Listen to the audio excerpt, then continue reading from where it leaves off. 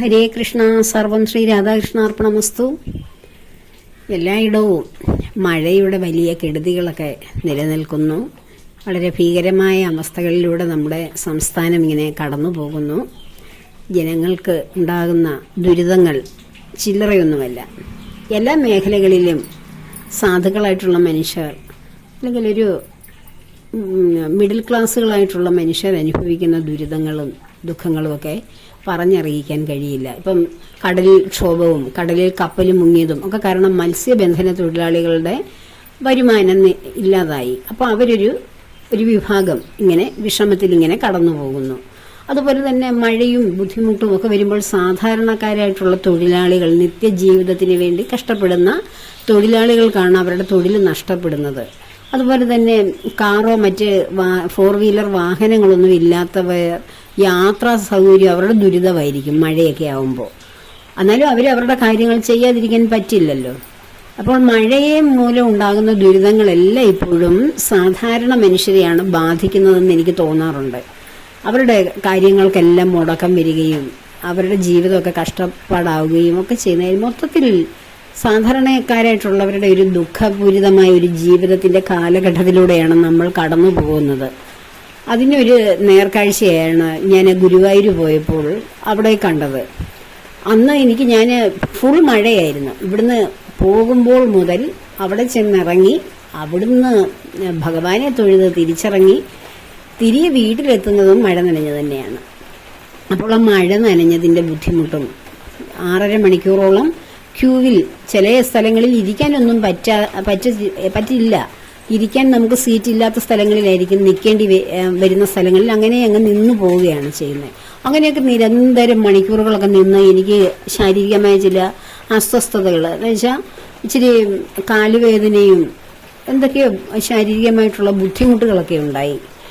അങ്ങനെ അത് വളരെ ഈ മഴയത്ത് ഇത്രയും നമ്മൾ സഫർ ചെയ്ത് നിന്നതുകൊണ്ട് ഒക്കെയാണെന്ന് തോന്നുന്നു. അല്ലാതെ ഏകാദശി എടുത്തതിന് ശേഷം പോയി ഇങ്ങനെ നിന്നത് കൊണ്ട് മാത്രമല്ല. എപ്പോഴും ഞാൻ പോകുന്നത് ഏകാദശിക്ക് തന്നെയാണ്. എനിക്ക് അപ്പോൾ ഇത്രയും ഒരു ബുദ്ധിമുട്ട് തോന്നിയിട്ടില്ല. അങ്ങനെ നമ്മളങ്ങനെ ആ ഭഗവാനെ കാണാൻ ഇങ്ങനെ പോകുന്നു. ഇങ്ങനെ ഈ ചെല്ലുന്ന ആ ഭക്തരിങ്ങനെ നിരന്തരം ക്യൂവിലൊക്കെ നിന്ന് അതിനുശേഷം ഞാൻ പിന്നീട് അറിഞ്ഞു, ഞാൻ പോയത് ശനിയാഴ്ചയായിരുന്നു. അത് വളരെ തിരക്ക്, ശനി ഞായറൊക്കെ വരുമ്പോഴാണല്ലോ തിരക്കുകൾ കൂടുന്നത്. അതിനുശേഷം ആ ഞായറാഴ്ചയും ആ തിങ്കളാഴ്ച ദിവസം മാധവമാസം തീരുന്ന ദിവസങ്ങളിലൊക്കെ വളരെ വലിയ തിരക്കായിരുന്നു. അധികൃതർ യാതൊരു നിയന്ത്രണവുമില്ലാതെ ഈ പാവം ക്യൂ നിന്ന ഭക്തന്മാരെയൊക്കെ ഇങ്ങനെ അഴിച്ചുവിടുന്ന ഈ കന്നുകാലികളെയും, ഞാനൊന്ന് പറഞ്ഞല്ലോ, കന്നുകുട്ടികളെയും ആടുകളെയൊക്കെ ഇങ്ങനെ നമ്മളിങ്ങനെ കൂട്ടിനകത്തിൽ അവരിങ്ങനെ വെളിയിലേക്ക് നോക്കിയിരിക്കുക പച്ചപ്പൊക്കെ കാണാൻ. അങ്ങനെ പച്ചപ്പ് കണ്ടുകൊണ്ട് അതിനെ ആർത്തിയോടെ കഴിക്കാൻ കാത്തിരിക്കുന്ന ഈ ആടുമാടുകളെ പോലെയാണ് നമ്മൾ ആ ക്യൂവിൽ ഇങ്ങനെ ഓരോ റോയിൽ ഇങ്ങനെ നമ്മളെ പൂട്ടിയിട്ടേക്കുന്നത്. അപ്പോൾ അവിടെ നിൽക്കുന്ന മനുഷ്യരുടെ ആ മുഖത്തെ ഭാവങ്ങൾ, എക്സ്പ്രഷനൊക്കെ കാണുമ്പോൾ നമുക്കറിയാം അവരങ്ങ് എഴുന്നേറ്റ് നിൽക്കുമോ മണിക്കൂറുകൾ കഴിയുമ്പോൾ. വല്ല വിധേന ഇതൊന്ന് തുറന്നാൽ മതിയായിരുന്നു. തുറന്നിട്ട് പോയി ഒന്ന് ഭഗവാനെ കണ്ടിട്ട് ആഹാരമൊക്കെ കഴിച്ചാൽ മതിയായിരുന്നു. ഞാനെന്നെ രാത്രി 2:30 ക്യൂവിൽ നിന്ന് രാവിലെ 9:30 എനിക്ക് ഭഗവാനെ കാണാൻ ഭഗവാൻ ദർശനം തന്നത്. അതൊന്നും എനിക്കൊരു വിഷയമായിട്ട് തോന്നില്ല. കാരണം എല്ലായ്പ്പോഴും ഞാൻ അങ്ങനെ തന്നെയാണ് പോയിട്ട് 12 മണിക്കൂറൊക്കെ നിന്നിട്ടുണ്ട് ഗുരുവായൂർ ഏകാദശി ദിവസം. അന്ന് പക്ഷേ ഭഗവാൻ, ഞാനൊന്ന് പറഞ്ഞു, എനിക്ക് ഈ മറ്റാർക്കും കിട്ടാത്ത വിധത്തിൽ കദളിപ്പഴമൊക്കെ എനിക്ക് ഒരാൾ എൻ്റെ കയ്യിൽ കൊണ്ട് തന്ന്, ഒരു കൊലയെടുത്ത് എൻ്റെ കയ്യിൽ കൊണ്ട് തന്ന്, ഇന്ന് ആവശ്യത്തിന് എടുത്തിട്ട് മറ്റുള്ളവർക്ക് കൊടുക്കൂ എന്ന്. ആ തിക്കിനകത്തിൽ അത്രയും എവിടെയൊക്കെയോ ഇങ്ങനെ എനിക്കാണെങ്കിൽ പൊക്കക്കുറവാണ്. അപ്പം എന്നെ ഒരു വലിയ തിക്കിനകത്തിൽ കാണാനേ പറ്റില്ല. അങ്ങനെ എന്നിട്ടും എന്നെ തിക്കിനകത്ത് നിന്ന് എൻ്റെ കയ്യിൽ കൊണ്ട് തന്നപ്പോൾ എനിക്ക് ഭയങ്കര അതിശയം തോന്നി. എനിക്ക് ആവശ്യത്തിന് എടുത്തിട്ട് ഞാൻ മറ്റുള്ളവർക്കും എല്ലാ ആവശ്യത്തിന് അത് ആ കൊല പാസ് ചെയ്ത് കൊടുത്തു. അങ്ങനെ അത് കഴിച്ച് ഭഗവാന്റെ ആ കദളിപ്പഴം ഒക്കെ കഴിച്ചപ്പോൾ എനിക്ക് ക്ഷീണമൊന്നുമില്ല. അന്നും ഇങ്ങനെ കാലുവേദനയോ അങ്ങനെ ശാരീരിക ബുദ്ധിമുട്ടൊന്നും തോന്നിയില്ല. എങ്ങനെയൊക്കെയോ അങ്ങ് ഭഗവാന്റെ സന്നിധിയിൽ എത്തിയത്. അന്ന് ആരും മരണപ്പെടേണ്ട പോലും സാഹചര്യങ്ങളുണ്ടായിരുന്നു. ഒത്തിരി പേർക്കൊക്കെ അപകടങ്ങളും പരിക്കുകളും ഒക്കെ വന്നിട്ടുണ്ടെന്ന്. അതിനേക്കാൾ ഒരു ഭീകരമായ അവസ്ഥയായിരുന്നു ഈ വൈശാഖ മാസങ്ങളിലൂടെ കടന്നു പോകുമ്പോൾ ഗുരുവായൂർ നടന്നുകൊണ്ടിരുന്നത്.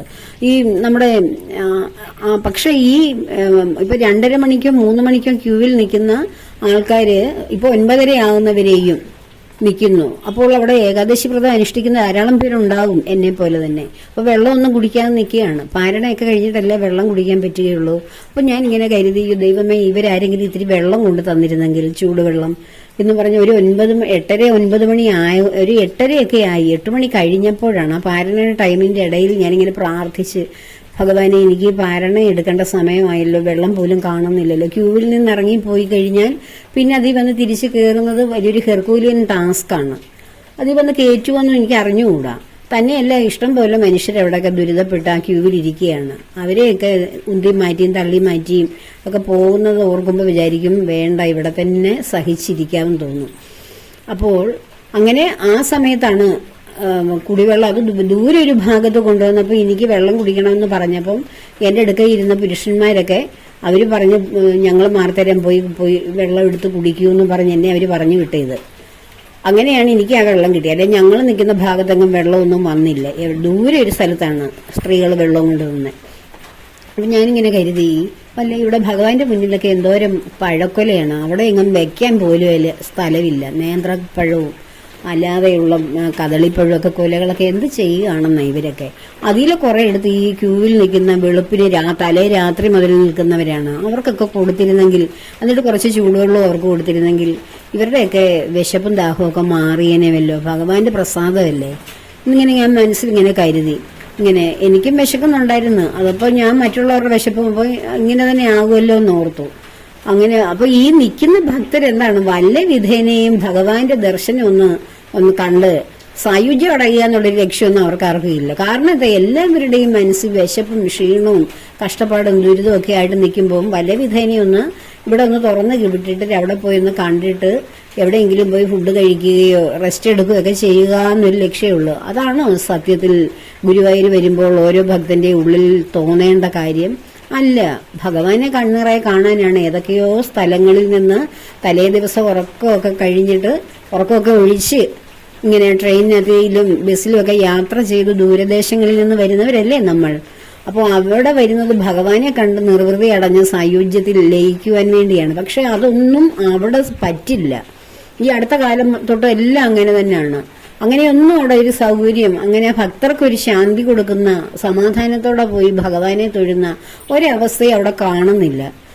എന്തിനാണോ ഗുരുവായൂർ എല്ലാവരും വരുന്നത്? ഭഗവാനെ കാണാതെ എവിടെയെങ്കിലും ശ്രീലകത്ത് ഭഗവാനെ കാണാതെ വേറെ എവിടെയെങ്കിലുമൊക്കെ ഇരുന്ന് നാമം ജപിക്കാം എന്നേ എനിക്ക് തോന്നിയിട്ടുള്ളൂ. ഇനി ഇങ്ങനെയുള്ള തിരക്കാണെങ്കിൽ ഇനി അവിടെ പോയി ഈ ക്യൂവിലെങ്ങും പെടരുതെന്ന് എനിക്ക് തോന്നിപ്പോയി. എവിടെയെങ്കിലും ഇരുന്ന് ഭഗവാനെ ഭജിക്കുക, തിരികെ പോരുക, അത്രയേ ഉള്ളൂ. ഗുരുവായൂർ ആ സന്നിധിയിൽ ചെന്നാൽ തന്നെ, ഏതെങ്കിലും ഭാഗത്ത് ചെന്നാൽ തന്നെ ഭഗവാൻ നമ്മളെ കാണുന്നുണ്ടാവും. ഭഗവാൻ കണ്ടാൽ മതി. നമ്മൾ ചെല്ലുന്നവർ നമ്മളെ കണ്ടു എന്ന്, ഭഗവാൻ നമ്മളെ കണ്ടു, നമ്മൾ കണ്ട് ഭഗവാനെ നിറയുകയാണ്. ഇതെന്താണ് ഇത്രയും വലിയ ക്യൂ വന്നതെന്നറിയാമോ? ഇത്രയും ഈ സാധാരണ ഭക്തർ ആരുടെയും ഒരു സംരക്ഷണത്തിലല്ല, ആരുടെയും പേര് പറഞ്ഞ് അകത്ത് കടക്കാൻ കഴിയാത്ത, അല്ലെങ്കിൽ VIP-കളല്ലാത്ത, അധികം പൈസ കൊടുത്ത് കയറാൻ കഴിയാത്ത, അങ്ങനെ ആരുടെയും ഒരു ഹോൾഡും ഇല്ലാത്ത പാവങ്ങളായിട്ടുള്ള സാധുക്കളായിട്ടുള്ള ഭക്തന്മാരുടെയും ഭക്തകളുടെയൊക്കെ മനസ്സുരുകുകയാണ് അവിടെ. ഈ തിളച്ചു മറിയുന്ന ആ വേദനയൊക്കെ ഭഗവാൻ അവിടെ ഇരുന്ന് കണ്ടുകൊണ്ട് എത്ര നാളിരിക്കും? എല്ലാവരും ഇങ്ങനെ അസ്വസ്ഥരാകുന്ന ഒരു സാധുക്കൾ അസ്വസ്ഥരാകുന്ന ഒരു അവസ്ഥയാണ് അവിടെ വരുന്നത്. എന്തോ ഒരു ഭക്തരാണ് അവിടെ വരുന്നത്. ആ ഭക്തി എന്ന് വെച്ചാൽ, എനിക്കാണെങ്കിൽ ഇങ്ങനെയും ഭഗവാനെ ഇങ്ങനെ വിളിച്ച് നിരന്തരം ഗുരുവായൂർ പോയിട്ടൊന്നും കിട്ടിയ ഒരു ചെറിയ ഭക്തി, എനിക്ക് കിട്ടിയ ഒരു ഭക്തിയുടെ ഒരു അംശം, ഒരു തുള്ളി എനിക്ക് കിട്ടിയേക്കുന്നോ അങ്ങനെയൊന്നും അല്ല.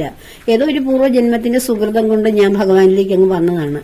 പക്ഷേ അവിടെ വരുന്ന ഓരോ അമ്മമാര്, സഹോദരിമാര്, ഓരോ പുരുഷന്മാര്, അവരോടൊക്കെ നമ്മളിങ്ങനെ ക്യൂവിൽ നിൽക്കുമ്പോൾ സംസാരിക്കുമ്പോൾ അവരുടെയൊക്കെ ഭക്തിയുടെ ഭഗവാനോടുള്ള എന്താണ് പറഞ്ഞറിയിക്കാൻ വയ്യ.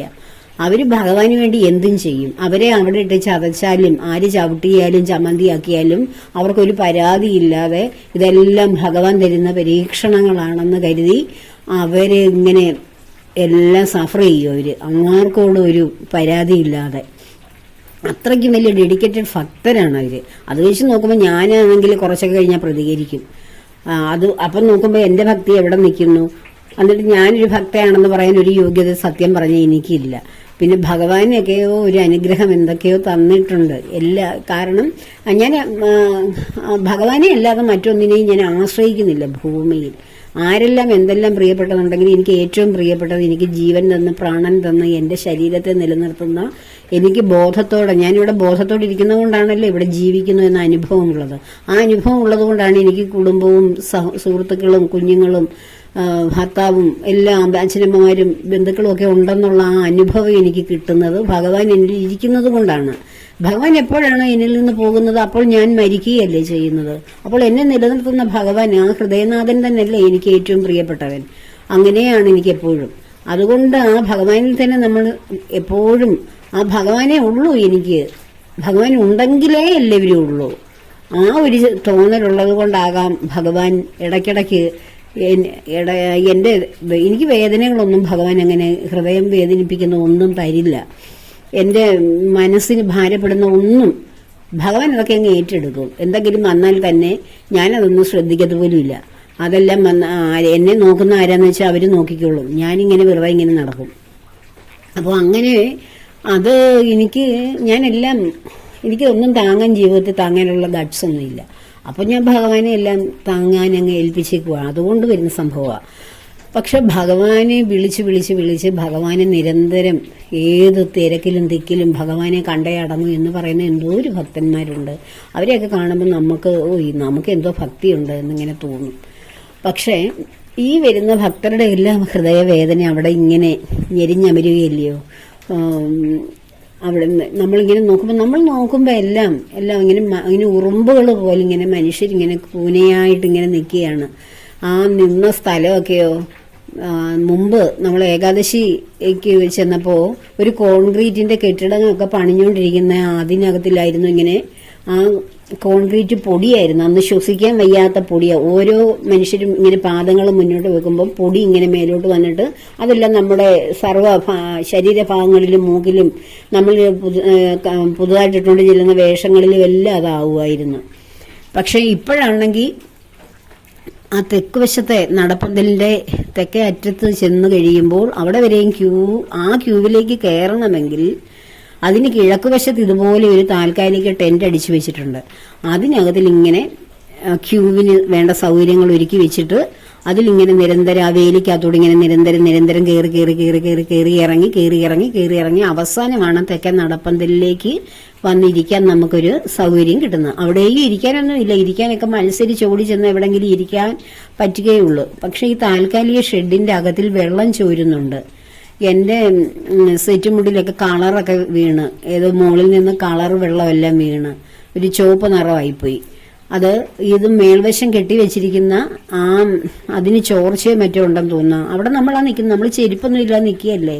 ആ ചള്ള വെള്ളത്തിലാണ് നമ്മളാ നിന്ന് പുറത്ത് മഴ അകത്ത് ജലം, അങ്ങനെ നിന്നാണ് ക്യൂവിൽ നിന്നത്. അപ്പോൾ അതിൻ്റെയൊക്കെ ബുദ്ധിമുട്ട്. അവിടെ നിന്ന് ഇടയ്ക്കിടയ്ക്ക് ഇരിക്കാനൊക്കെ സൗകര്യമുണ്ട്. പക്ഷേ അവിടെ ഇരിക്കാൻ നമുക്ക് അപ്പോഴാണ് ഒന്നും നമ്മൾ താന്നങ്ങോട്ട് ഇരിക്കാൻ ഭാവിക്കുമ്പോഴായിരിക്കും അടുത്ത ഒരു 2-3 പേരങ്ങോട്ട് നീങ്ങുന്നത്. അപ്പോൾ നമ്മൾ എഴുന്നേറ്റ് നിൽക്കും. വീണ്ടും അടുത്ത ആ നീക്കം കാത്തിരിക്കും. അങ്ങനെ നിന്ന് നമ്മളൊരു പരുവെത്തി.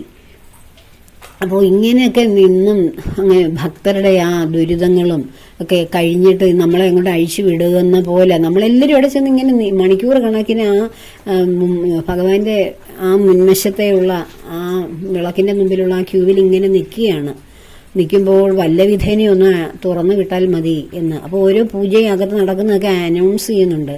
ഇത്രയും നേരം ഈ ഭക്തരെ എല്ലാം അതിനകത്തിൽ ഇങ്ങനെ ആടുമാടുകളെ പിടിച്ചിട്ടിരിക്കുന്ന പോലെ പിടിച്ചിട്ടിരുന്നിട്ട് തുറന്നു വിടുന്നത് 5-10 മിനിറ്റൊക്കെ കാണുമോ എന്ന് എനിക്കറിയത്തില്ല. വല്ല 5 മിനിറ്റ് എങ്ങനെയായിരിക്കും ആയിരക്കണക്കിന് ഭക്തർക്ക് വേണ്ടിയിട്ട് ആ ഭഗവാന്റെ മുന്നിലേക്കൊന്ന് തുറന്നു വിടുന്നത്. അതിന് ശേഷം ഈ മണിക്കൂർ കണക്കിന് പ്രധാനപ്പെട്ട പൂജ, നിർമ്മല ദർശനം തൊട്ട് പ്രധാനപ്പെട്ട പൂജകളെല്ലാം കാണാൻ അനുവദിക്കുന്നത് ആരെയാണ്? ആ നാട്ടിലുള്ള പ്രദേശവാസികളെയും VIP-കളെയും അമ്പലത്തിലെ ജോലിക്കാരുടെ കെയർ ഓഫിൽ വരുന്ന ബന്ധുക്കൾ പോലും അല്ല, അവരുടെ പേരും പറഞ്ഞ് കെയർ ഓഫിൽ വരുന്ന ആൾക്കാരെയും പിന്നെ ഈ 1000 രൂപ നെയ് വിളക്കിന് വേണ്ടിയിട്ട് സമർപ്പിച്ചിട്ട് സ്പെഷ്യൽ ടിക്കറ്റ് എടുത്ത് അകത്ത് കയറുന്നവർക്കും ഒക്കെ അവർക്ക് എത്ര നേരം വേണേലും നിന്ന് കാണുന്നത് കൊണ്ടാണ് ഈ ആരുടെയും സ്വാധീനമില്ലാതെ ചെല്ലുന്ന ആയിരക്കണക്കിന് ഭക്തരെല്ലാം ആ ക്യൂവിൽ നിൽക്കുന്നത്. അപ്പോൾ ഒന്ന് ആലോചിക്കണം, ഇങ്ങനെയൊക്കെ എങ്ങനെയെങ്കിലുമൊക്കെ കാപട്യത്തിലും ഒക്കെ ഭഗവാന്റെ മുമ്പിൽ ചെന്നാലും ഭഗവാനെ അവർ കണ്ണ് നിറച്ച് കണ്ടിട്ടുണ്ടാവും. ഇങ്ങനെ പോകുന്ന ഭക്തരൊക്കെ പറയൂ, ഞങ്ങൾ 2 പ്രാവശ്യം കണ്ട് 3 പ്രാവശ്യം കണ്ട് ഒരുപാട് നേരം ഭഗവാനെ ആ തൊട്ടരികിൽ നിന്ന് കണ്ട് എന്തൊരു സന്തോഷമായി എന്ന് പറഞ്ഞ് ഇവരെല്ലാം സന്തോഷിച്ച് തിരിച്ചു വരും. ഈ സ്പെഷ്യലായിട്ട് കയറുന്നവരൊക്കെ അവരുടെ ഒരു ഡ്രസ്സിനോടൊരു ഉടവ് വരികയില്ല. അവരെങ്ങനെയാണ് റൂമിൽ നിന്ന് കുളിച്ചൊരുങ്ങി പോകുന്നത് അതേപോലെയാണ് അവർ തൊഴുതിട്ട് ഇറങ്ങുമ്പോഴും അവർക്ക് യാതൊരു കുഴപ്പമില്ല. നമ്മുടെയൊക്കെ ഡ്രസ്സൊക്കെ എന്തുവായി തീരും ആ ക്യൂവിലൊക്കെ നിന്നിട്ട്. തലയിലൊക്കെ ചൂടിയിരിക്കുന്ന മുല്ലപ്പൂവൊക്കെ ചതഞ്ഞ് ചമ്മന്തിയാവും. എനിക്കാണെങ്കിൽ പൊക്കമില്ലാത്തതും കൊണ്ട് എല്ലാവരും എന്നെ എടുത്ത് ചതയ്ക്കും. അപ്പം അങ്ങനെ നമ്മൾ അങ്ങോട്ട് കയറി ഈ കാണുമ്പോൾ ഭഗവാൻ ഇത്രയും നേരം ക്യൂ നിന്ന് ശരീരക്ലേശം മനക്ലേശം പ്രാർത്ഥന ഒക്കെയോടെ ചെല്ലുന്നവരെയാണോ കാണുന്നത്, അതോ സന്തോഷത്തോടെ ഏതെങ്കിലുമൊക്കെ മാർഗത്തിലൂടെ കുറുക്കു വഴികളിലൂടെ ചെന്ന് ഭഗവാനെ ദർശിക്കുന്നവരെയാണോ ഭഗവാൻ കാണുന്നത് എന്ന് പ്രത്യേകം ഒന്ന് നോട്ട് ചെയ്യുന്നത് നല്ലതാണ്. ഭഗവാൻ കാണുന്നത് ആരെയാകും? എന്നെ കാണാൻ വേണ്ടി ഇന്നലെ മുതൽ ക്യൂ നിന്ന് കഷ്ടപ്പെട്ട് വിശന്ന് തളർന്ന് പ്രാർത്ഥനയോടെ വരുന്ന എൻ്റെ ഭക്തൻ. ഒരു കുചേലനെ പോലെയാണ് നമ്മൾ ഓരോരുത്തരും ഭഗവാനെ കാണാൻ ചെല്ലുന്നത്, അല്ലേ? കക്ഷത്തിൽ കുചേലന്റെ ഭഗവത്ഗീതയോ അല്ലെ ഭഗവാന്റെ ഗ്രന്ഥങ്ങളാണ് കയ്യിൽ പിടിച്ചിരുന്നത്, അല്ലെങ്കിൽ അവൽപ്പൊതിയാണ് കക്ഷത്തിൽ പിടിച്ച് ചെല്ലുന്നതെങ്കിൽ നമ്മൾ ആ ഭഗവാന് കൊടുക്കാൻ വേണ്ടി നമ്മൾ വാങ്ങുന്ന ആ സമർപ്പണങ്ങളെല്ലാം നിവേദ്യങ്ങളൊക്കെ തലയ്ക്ക് മുകളിലാണ്. അതെല്ലാം ചതഞ്ഞു പോകാതിരിക്കാൻ വേണ്ടി തലയ്ക്ക് മുകളിൽ കൈ പിടിച്ചുകൊണ്ടാണ് നമ്മൾ ചെല്ലുന്നത്. അപ്പൊ ഇതെല്ലാം ഭഗവാൻ കണ്ടുകൊണ്ടിരിക്കുകയല്ലേ. നമ്മൾ ചെല്ലുന്നവർ ഭഗവാനെ കാണുന്നതല്ല പ്രധാനം, ഭഗവാൻ നമ്മളെ കണ്ടിട്ടുണ്ടോ അതാണ് പ്രധാനം.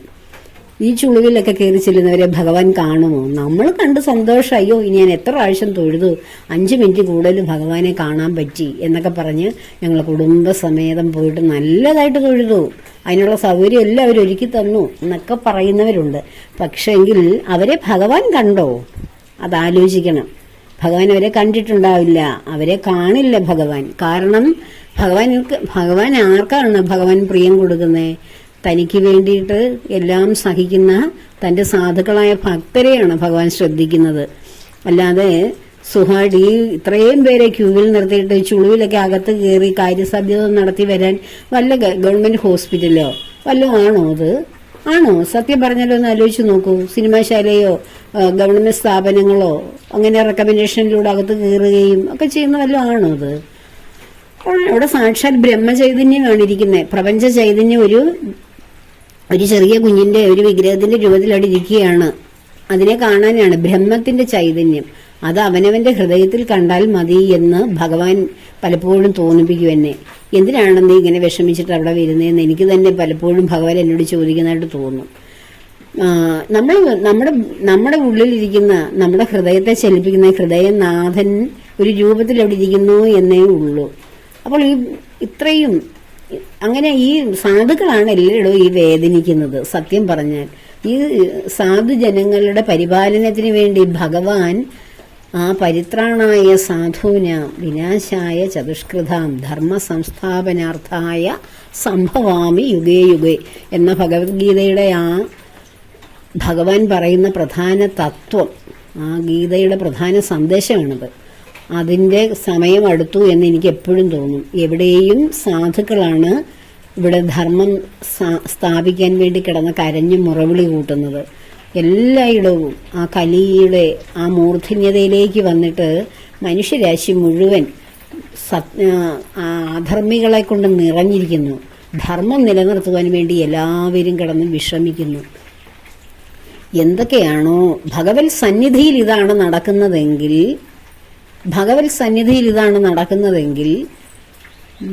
മറ്റുള്ള ഇടങ്ങളിൽ സാധുക്കൾ അനുഭവിക്കുന്ന വേദന എന്താകും? ഒന്ന് ആലോചിച്ച് നോക്കൂ നിങ്ങൾ. അപ്പോൾ എവിടെയും സാധുക്കളുടെ ഒരു രോദനം, ഹൃദയത്തിന്റെ വിലാപമാണ് നമ്മുടെ അന്തരീക്ഷത്തെ ഇങ്ങനെയൊക്കെ പ്രകമ്പനം കൊള്ളിക്കും. പ്രകൃതി തന്നെ എല്ലാറ്റിനും എതിരാകും. സാധുക്കളുടെ മനസ്സിന്റെ വേദനയല്ല ഈ പ്രകൃതിയിലേക്കല്ലേ ലയിക്കുന്നത്. അവരുടെ ഓരോ ദീർഘനിശ്വാസങ്ങളും പ്രകൃതിയിലേക്കാണ് ലയിക്കുന്നത്. അവിടെ ചുട്ടുപൊള്ളും. ആ പ്രകൃതി എന്ന് പറയുന്ന പ്രകൃതീശ്വരിയായ ദേവിക്കത് അമ്മയുടെ ഹൃദയം ചുട്ടുപൊള്ളും. അമ്മ പല പ്രകാരത്തിലും അതിന്റെ ദേഷ്യം പുറത്ത് കാണിക്കും. ഇപ്പോൾ ഒരു വീട്ടിൽ 4 മക്കളുണ്ട്, അല്ല 5 മക്കളുണ്ട്. ഒരു കുട്ടി അമ്മയ്ക്ക് സഹിക്കാൻ വയ്യാത്ത ജോലിയെല്ലാം ചെയ്ത്, കൊള്ളാത്ത കാര്യങ്ങളെല്ലാം ചെയ്തു. അമ്മ ആ വിഷമവും വേദനയെല്ലാം കൂടെ ആ കുട്ടിയുടെ ദേഹത്തോട് മാത്രം കാണിക്കുമോ? ഇല്ല. അമ്മയുടെ ആ വേദനയെല്ലാം എല്ലാ മക്കളും എന്തെങ്കിലും ചെറിയ കാര്യം ചെയ്താലും, നല്ലത് ചെയ്താൽ പോലും അമ്മ അവരോടെല്ലാം ദേഷിക്കും. കുടുംബത്തിലാകെ വിഷമവും ദേഷ്യവും വരും. കാരണം അമ്മയുടെ മനസ്സ് അവിടെ തകർന്നു പോയി.